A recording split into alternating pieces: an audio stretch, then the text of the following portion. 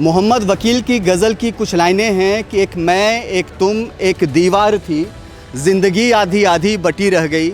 ज़िंदगी यहाँ भी बटी हुई है, यहाँ भी लोग परेशान हैं और उस परेशानी का सबसे बड़ा कारण है ये दीवार जिसकी अभी हम लोग चर्चा कर रहे हैं।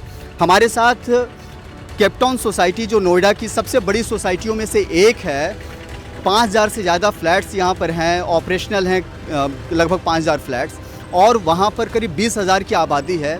और 20,000 की आबादी के बीच में ये जो दीवार है ये सबसे बड़ा रोड़ा बना हुआ है। कई लोगों की सुख चैन छीन चुका है, कई लोगों की नींद खराब हो रही है, कई लोगों को परेशानियाँ इतनी बढ़ गई हैं कि बच्चे पढ़ाई नहीं कर पाते, जो मरीज़ हुए हैं, जो घर में रहते हैं वो सो नहीं पाते, लाइफ पूरी की पूरी डिस्टर्ब हो गई है। हम उन्हीं लोगों से समझते हैं कि आखिर इस परेशानी की वजह क्या है।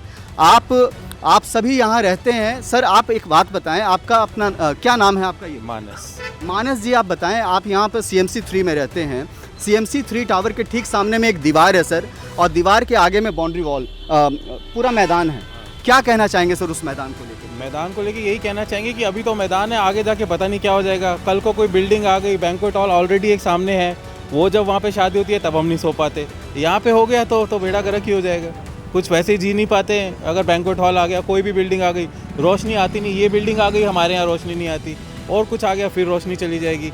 कल को कोई बैंक्वेट हॉल आ गया तो जीना ही मुश्किल हो जाएगा।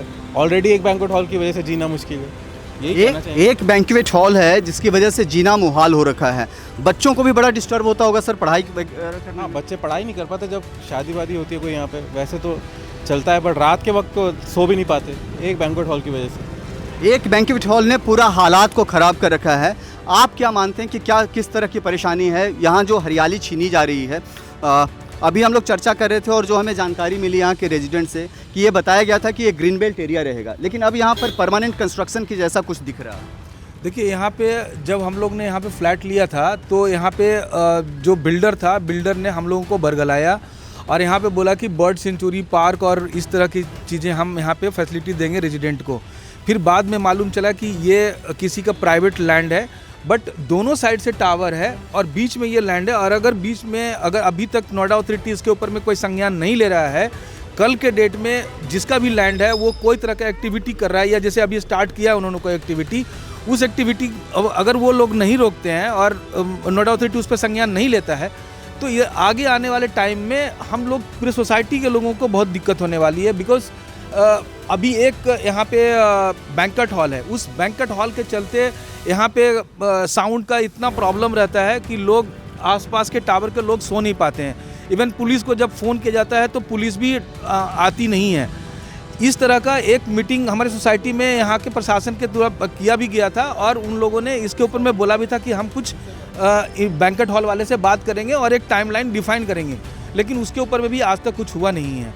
इसलिए मेरा बस इतना ही है कि एज ए रेजिडेंट मैं चाहूँगा कि नोएडा अथॉरिटी इसके ऊपर में संज्ञान ले और बेस्ट जो भी सॉल्यूशन है, एक सॉल्यूशन हम लोग को निकाल के दे। समाधान कुछ नज़र आता है जब इतनी बड़ी प्रॉब्लम है, इतनी बड़ी तादाद में यहाँ लोग रह रहे हैं, 20,000 से ज़्यादा की आबादी है, और इस आबादी के बीच में इस तरह का एक बड़ा संकट जिससे लोग परेशान हैं। देखिए, जब सरकार अगर कोई व्यवस्था नहीं कर पाएगी, सरकार अगर कोई व्यवस्था नहीं निकाल सकती है, जब एक ऑर्डर पास हो चुका है कि इस जो बैंक्वेट हॉल है इसको अभी नहीं चालू किया जा सकता, एक ऑर्डर पास किया हुआ, उस ऑर्डर को भी नहीं माना जा रहा है, इसका मतलब है कि एक माफिया तंत्र है जो इसके पीछे बहुत ज़बरदस्त तरीके से लगा हुआ है। यहाँ के समाज, जो यहाँ के समाज हैं, वो समाज भी उस माफिया तंत्र के साथ जुड़ जाते हैं, वो आ जाते हैं, हम सबका विरोध करते हैं। केप टाउन समाज आके खड़ा हो जाता है, कहता है, और ऑर्डर भी आ गई, सरकार का ऑर्डर आ गया, फिर भी वो जो जल गया था बैंक्वेट हॉल, उसको बनाने के लिए लोग फिर शुरू हो गए और आई प्रशासन को रोक दिया गया और बैंक्वेट हॉल फिर से बन रहा है। तो बेसिकली माफिया तंत्र काम कर रहा है। इस माफिया तंत्र को ऊपर से नीचे तक सरकार को देखना होगा और इसको सही करना होगा, तभी हो सकता है। हम सब कुछ नहीं कर पा रहे हैं, सरकार को इस पर ध्यान देना चाहिए। कहाँ तो बात इस बात की थी कि ग्रीन बेल्ट तैयार होगा, लेकिन ये तो बता रहे हैं कि माफिया तंत्र तैयार हो गया है। आप क्या मानते हैं कि सरकार की क्या भूमिका होनी चाहिए और योगी सरकार से आप क्या डिमांड करते हैं? देखिए, सरकार से पहले मैं ये कहना चाहूँगी कि नेचर की एक अलग व्यवहार है, उसको आप जो देते हैं वो वापस आपको वही देती है। तो अगर आप देखेंगे, अगर रिसेंट टाइम में ग्लोबल वार्मिंग और ये सब जब नेचर का जो हो रहा है, इन्वायरमेंट, क्लाइमेट अब्रप्टली चेंज हो रहा है, तो ये सब जो हम नेचर को दे रहे हैं वो हमें वो वापस दे रही है। और ये आप देखेंगे, सरकार हो, लोकल अथॉरिटी हो, कुछ रेसिडेंट हो, सब मिल के एक तंत्र चलाते हैं जिसके अगेंस्ट ये आउटपुट आता है। ऐसा नहीं है कि बैंक्वेट अगर एज ए इंडिविजुअल अगर मैं एक रेसिडेंट हूँ, मैं चलाना चाहूँ तो मुझे अलाउ होगा। उसके लिए एक पूरा मैकेनिज़्म है, एक पैसे का इनफ्लो आउटफ्लो होता है, उसमें पावर का प्ले होता है और उसका रिजल्टेंट एक आउटपुट और प्रोडक्ट आता है जो आम जनता आज नहीं तो कल जो मिल के भी चलाती है वो भी भुगतती है। तो ये पूरा एक तंत्र है, इसको ध्वस्त करना बहुत ज़रूरी है। अगर नहीं हुआ तो नेचर है, आज हम उसे जो ले रहे हैं वो वापस हमें कभी ना कभी बहुत बुरे तरीके से वापस भी देगी। तो ये बता रहे हैं कि गिव एंड टेक का पूरा सिस्टम है और नेचर ने इस सिस्टम को डेवलप कर रखा है। मैंने एक चीज़ देखी, आपके हाथ में एक पोस्टर है, हरियाली बचाओ एकजुट हो जाओ, हरियाली है तो हम सभी हैं। हम अपने कैमरा पर्सन को कहेंगे कि इस पर फोकस करें। क्या नाम है आपका और क्यों ये मैसेज आप लेकर के घूम रही हैं? मेरा नाम सोनम झा है। मैं ये मैसेज इसलिए ले रही हूँ क्योंकि हम जिस सोसाइटी में रह रहे हैं वहाँ की हरियाली इतनी कम होती जा रही है, हमारे बच्चों को भी हम नहीं बता पा रहे हैं। हमने तो देख ली वो हरियाली, आज हमारे बच्चे नहीं देख पा रहे हैं हरियाली क्या होती है, गार्डन में खेलना क्या होता है। इनको लोगों ने अपना एक मुद्दा बना लिया है कि आज यहाँ पे ये बनाएंगे वो बनाएंगे, लेकिन जिससे हमें जिस चीज़ की ज़रूरत है उनके ऊपर ये लोग ध्यान नहीं दे रहे हैं। इतने सालों से हो रहा है, यहाँ पार्क बनेगा, वहाँ पार्क बनेगा, जहाँ पार्क बनना है वहाँ लोग अपना योगा करते हैं, डॉग्स घुमा रहे हैं, तो वहाँ बच्चों के लिए हमारी जगह नहीं है। और आप वो जगह देखेंगे तो वहाँ कहीं घास नहीं है, वहाँ सिर्फ मिट्टी रह गई है। हमारा ग्राउंड प्लेग्राउंड अलग रह गया। इन्होंने जहाँ हमें घास उगानी थी, लोगों को हरियाली दिखानी थी, वहाँ आज लोग प्लेग्राउंड और डॉग्स को घुमाने की जगह उन्होंने बना रखी है, जिसकी वजह से हमारे बच्चे भी अब पार्क में नहीं आ पाते हैं क्योंकि पार्क नाम की चीज़ रही नहीं गई है। हम लोग यहाँ पर चर्चा कर रहे थे कि ये जो दीवार है, दीवार के आगे में भी कंस्ट्रक्शन एक हो रहा है और आसपास पूरी हाई राइज अपार्टमेंट्स है। यहाँ जो लोग रहते हैं उनको बड़ी समस्या का सामना करना पड़ता है। आप कितना सहमत हैं कि इस तरह की समस्याएं वाकई में होती हैं या बस यूं ही हैं? नहीं, बिल्कुल होती है इस तरह की समस्याएं। अब आप देखिए कि इन्हीं से लगा हुआ इधर बैंक्वेट इन्होंने खोल दिया है। लोगों, यहाँ के रहने वाले लोगों ने, इन्होंने कितनी आवाज़ उठाई, लेकिन ये आवाज़ सुनेगा कौन? जब तक हम मीडिया के थ्रू या किसी बड़े लोगों के थ्रू इस चीज़ से नहीं जाएंगे, हमारी आवाज़ कोई नहीं सुनेगा। आज हम किसी को बोलेंगे कि यहाँ हमारे पास यहाँ पार्किंग स्पेस नहीं है, आप देखिए हमारे यहाँ पार्किंग स्पेस नहीं है, यहाँ पे इन्होंने आधी जगह कुछ गार्डन कुछ घेर दिया है, ये दीवारें घेर दी, इसके उधर जो हमारी चीज़ों ज़रूरत की चीज़ें थी वो इन्होंने बंद कर रखी है। हमारे बच्चे कहीं आ जा नहीं सकते हैं, हम कहीं घूम नहीं सकते हैं। इतनी अच्छी सोसाइटी रहते हुए भी हमारे बच्चे इन सब चीज़ों से वंचित हैं। क्या नाम है आपका? मेरा नाम विनीत मान है। आप भी यहीं रहते हैं विनीता? मैं भी इसी में, इस सोसाइटी में पिछले 10 सालों से हम रह रहे हैं। हालांकि मेरा जो उधर फ्लैट उधर है, बट जो लोगों ने अभी यहाँ पर समस्या ये अपनी बताई है, इस समस्या का हम आई थिंक 5 साल से हम ये कर रहे हैं। स्पेशली ये जो टावर है पार्क के साथ में, क्योंकि टावर वालों को क्या चाहिए होता है, जो उनको दिखाया गया था, बोला गया था कि इतनी ग्रीनरी होगी, बर्ड सेंचुरी होगी, आपके आगे कोई बिल्डिंग नहीं होगी। अब आप देख सकते हैं कि हमारे ये सामने पार्क जो है, इसके आसपास चारों तरफ को इतनी बिल्डिंग बन चुकी है कि आपके पास हवा भी आने का थोड़ा कहीं से भी आपको रास्ता नहीं दे पाएंगे। एंड सही बोला है अभी जो सारे रेजिडेंट्स ने मिलके कि जो हम तो देख रहे हैं हरियाली जो आज से 5 साल पहले थे, आने वाले टाइम में ये सब गायब हो जाएगी आने वाले टाइम में। तो मेरा सिर्फ आपसे यही रिक्वेस्ट है कि एटलीस्ट मीडिया में आप इसके थ्रू ऊपर के लोगों तक ये हमारा मैसेज क्लियर कीजिए सारे केप टाउन की तरफ से कि एटलीस्ट ग्रीनरी बढ़ाए और यहाँ पर जो भी अननेसेसरी का कंस्ट्रक्शन जो चल रहा है उसको इमीडिएट बेस पे स्टॉप कराए, सो दैट सारे के सारे रेजिडेंट्स जो यहाँ पर इतनी अच्छी सोसाइटी हमें बोला गया था और कर सकते हैं, तो उसको सारा अपना वो बेनिफिट और ये सारी चीज़ों का सारी फैसिलिटी ले सके। अभी आप जब गार्बेज, जहाँ पे अभी आप ये बता रहे हैं, इसके पीछे जब देखिएगा जहाँ पे हरियाली होनी चाहिए थी वहाँ पे आपको सिर्फ गार्बेज मिलेगा।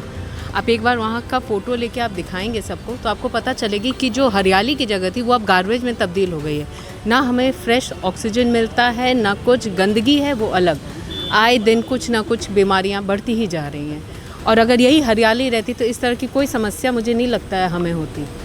तो कहीं ना कहीं माफिया तंत्र हावी है, आपके ग्रीन बेल्ट एरिया को वो ख़त्म करना चाहते हैं। आप भी सर यहीं रहते हैं इसी सोसाइटी के? मैं यही रहता हूँ।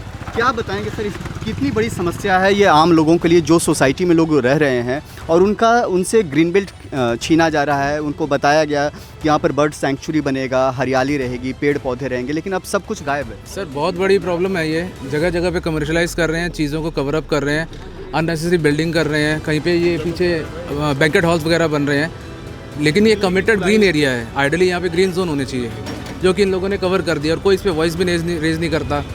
कोई भी जो अथॉरिटीज़ हैं, जो सोसाइटी के अथॉरिटीज़ कह लो या बाकी अथॉरिटीज़ कह लो, उनको एक्शन लेना चाहिए जो नहीं ले रही हैं। So that is where we all have a problem.